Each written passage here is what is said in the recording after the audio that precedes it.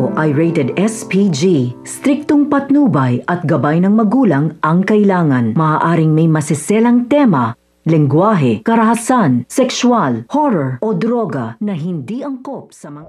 Sa kabilang panig ng Encantadia, nagsinungaling ang batis ng katotohanan kay Mitena. Nang matuklasan ito, lalo lamang nag-alab ang galit ni Mitena.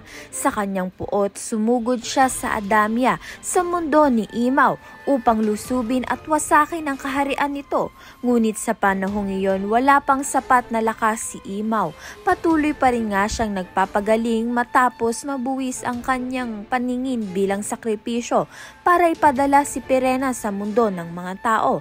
Kaya naman nga't kinikailangan nga ni Pirena at ni Terra na sikaping maging ligtas upang ngang makarating sila ang dalawa sa Encantadia ng ligtas. Dahil pagkarating nga lang nila ng Encantadia, doon pa nga lang magsisimula ang tunay na laban. Sa kabilang banda naman nga, haharapin na nga ni Terra ang impostorang sangre na naging usap-usapan sa buong mundo ng mga tao.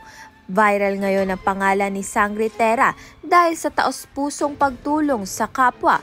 Ngunit dahil sa inggit at galit, nagbayad nga itong si Emilio ng isang tao upang magpanggap bilang sangre. Sa gitna ng pagpapanggap, nakapaslang ang impostorang sangre, dahilan upang mabahira ng dungis ang pangalan ng tunay na sangre. Mabuti na lamang ay walang nakakaalam na ang tunay na sangre ay si Terra mismo.